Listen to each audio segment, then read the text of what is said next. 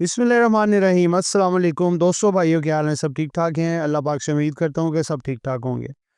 दोस्तों, मार्केट ने आज 3 दिन बाद अपना रुख चेंज किया। मुसलसल गिरावट करने के बाद आज मार्केट जो है काफ़ी देर के बाद आज तकरीबन 600-700-800 पॉइंट प्लस हुई मार्केट। दोस्तों, इसकी वजूहात क्या है कि मार्केट 2-3 दिन माइनस आ रही है और 1-2 दिन प्लस में आ रही है। क्या ये सिलसिला इसी तरह चलता रहेगा कि मार्केट आगे मज़ीद तेज़ी की तरफ आ सकती है? दोस्तों देखें, बात ये है कि ख़बरें अच्छी भी हैं, कुछ नेगेटिव भी हैं, लेकिन अच्छी ख़बरें ज़्यादा हैं। मार्केट आगे अच्छा परफ़ॉर्म भी कर सकती है क्योंकि बोर्ड मीटिंग सीज़न भी चल रहा है, डिविडेंड भी आ रहे हैं और अनाउंसमेंट वगैरह भी आ रही है। तो मार्केट जो है वो रमज़ान से पहले कुछ थोड़ा ऐसे ही वॉलेटाइल किस्म की नज़र आएगी। उसके बाद रमज़ान में वॉल्यूम्स तो कम होंगे, लेकिन मार्केट आपकी बेहतर ही लग रही है। जिन दोस्तों ने चैनल को सब्सक्राइब नहीं किया है, सब्सक्राइब कर लें। जो दोस्त हमारे सिल्वर गोल्ड और लर्निंग ग्रुप में आना चाहते हैं और इसके साथ पाकिस्तान स्टॉक मार्केट में अकाउंट खुलवाना चाहते हैं, सामने नंबर चल रहा है, वॉइस मैसेज करके डिटेल हासिल कर सकते हैं। जी दोस्तों, सबसे पहला हमारा जो सेगमेंट है वो है जी सर्किट ब्रेकर। सर्किट ब्रेकर में आज ओनली 2 आइटम्स हैं।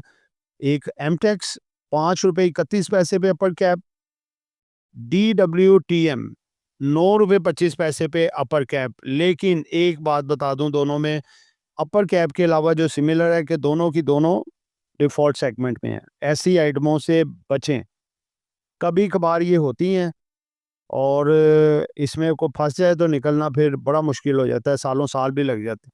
लो लॉक में कोई ऐसी आइटम नहीं है जो लो लॉक में हो, ज़ीरो आइटम। दूसरा सेगमेंट है ये हमारा सेकंड सेगमेंट, पेट्रोलियम के लिहाज से, ऑयल के लिहाज से है जी। ब्रेंट ऑयल में इजाफा हुआ है, आज काफ़ी इजाफा हुआ है जी। ब्रेंट ऑयल में 1.42 तकरीबन $1.5 का इजाफा है, जो परसेंटेज में 2.06% का बनता है। क्रूड ऑयल में भी आज बड़ा इजाफा हुआ है जी, $1.40, यानी कि $1.5 का क्रूड ऑयल में भी इजाफा हुआ है। 65.36 डॉलर फी बैरल पे आ गया जी। परसेंटेज में जो बनता है 2.19%। उसके अलावा देखें, heating oil, gasoline, carbon missions, इनमें भी बिलतरतीब इजाफा।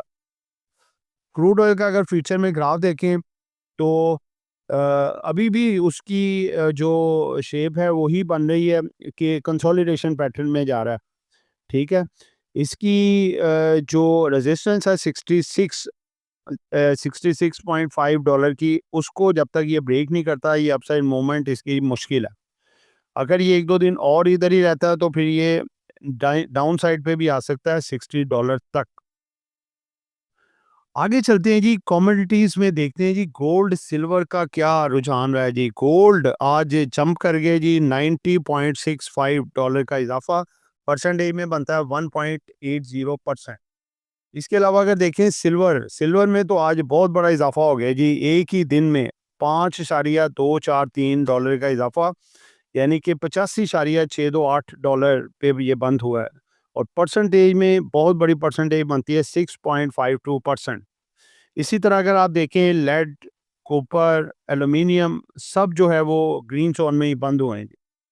गोल्ड का भी अगर ग्राफ देखें तो ये कंसोलिडेशन में चल रहा है। जब तक गोल्ड $5,600 को क्रॉस नहीं करता, एग्रेसिव मूव नहीं इसमें आएगी। इसी तरह थोड़ा $200, $100 नीचे ऊपर मूव ये दिखाता रहेगा। तीसरा सेगमेंट हमारा है जी कमेंट सेक्शन में। आप जी दोस्तों, सबसे पहला क्वेश्चन है जी कि अस्सलाम वालेकुम। जी वालेकुम अस्सलाम। आमिर साहब, बीएमएल को होल्ड करें या सेल कर दें? ज़िशान मलिक फ्रॉम डीजी खान। ज़िशान साहब, इसको स्ट्रांगली होल्ड रखें। ये इंशाल्लाह ताला रिवर्स हो गया आज और इंशाल्लाह ये अब उठाव की तरफ जाएगा और अच्छा यानी कि रिटर्न दे के जाएगा। इसको कम से कम 1 महीना स्ट्रांगली होल्ड रखें, बहुत अच्छा रिटर्न मिल सकता है। आगे जी भाई ठट्ठा का बता दें, 69.90 की बाइंग है। हुज़ैफ़ा फ्रॉम मीरपुर ख़ास। भाईजान देखिए, ठट्ठा सीमेंट काफ़ी बढ़ चुका था, स्प्लिट होने के बाद भी काफ़ी ऊपर आ गया था, तो करेक्शन तो इसको लेनी थी, करेक्शन में है। हमारा रेट आपका इतना हाई नहीं है, आप इसको रखिए क्योंकि सीमेंट में कुछ तेज़ी नज़र आई है, अब आगे बढ़ सकता है। अगला क्वेश्चन है जी एएमबीएल और केल का बताएं। अदनान फ्रॉम कराची। अदनान साहब देखें, एएमबीएल के हवाले से कुछ कह नहीं सकते क्योंकि हमारी रिकमेंडेशन नहीं है इसमें। हाँ, कैल अगर आपको डाउन साइड पे, क्योंकि हमने ये 5 से लेके तकरीबन 9 सवा 9 तक प्रॉफिट इसके उठाए हैं। अब बेच के हम नीचे जमा कर रहे हैं, तकरीबन ₹8.5 से नीचे आए, यानी कि 8.25 या 8 या 7.90 इन लेवल्स पे ये जमा करना चाहिए। आगे फिर मूव दिखा सकता है, 9.25 ब्रेक ब्रेक करेगा तो 9.75-80 तक भी जा सकता है। आगे जी सर, कोई शेयर सेल या परचेज होता है तो पैसे सेलर या बायर के पास जाता तो कंपनी को क्या मिलता है? कंपनी को कैसे फ़ायदा मिलता है? भाईजान इसका नंबर मैंने शुरू में बताया होता है, नंबर पे आके वॉइस मैसेज करें, उसके उसमें आपको बताऊँगा। बहुत बेसिक बात है और वो फिर उसमें डिटेल से आपको बता दूँगा, ठीक है? आगे इस सेगमेंट की तरफ चलते हैं जी। नेक्स्ट सेगमेंट है जी हमारा एक पेनी और 2 ब्लू चिप स्टॉक। पेनी में है जी एफएफएल।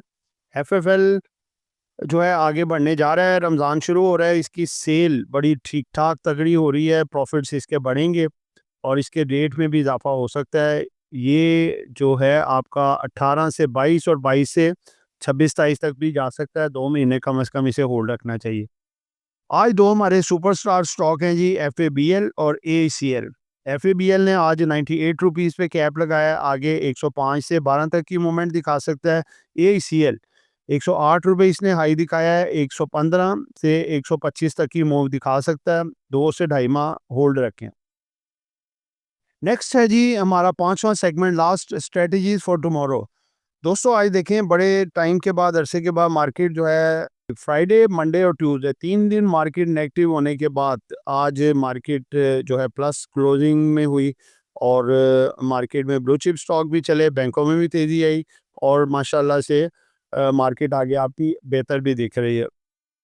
तो सिंपल स्ट्रेटजी रखें कि बैंक सेक्टर को फोकस करें, डिविडेंड के लिहाज से डिविडेंड भी अच्छे-अच्छे इसमें एक्स करवाएँ और साथ-साथ आपको ग्रोथ भी मिल सकती है। जी दोस्तों, जिसका था इंतज़ार वो घड़ी आ गई, यानी कि फिपी-लिपि आ गई। दोस्तों आज फिपी-लिपि का तज़िया और मार्केट का थोड़ा तज़िया आपको हमारा जो चैनल लॉजिकल इन्वेस्टर है इसी में दे रहे हैं, क्योंकि जो पीक लाइन कंसल्टेंसी वाला चैनल है उस पे जो सीईओ रफ़ी सिक्योरिटीज़ के साथ 1 टू 1 टॉक है, ज़बरदस्त किस्म का मार्केट के हवाले से प्रेडिक्शंस हैं, वो भी ज़रूर देखिएगा। और इस वजह से फिपी-लिपि का तज़िया जो है इस अपना चैनल पे लगा रहे हैं।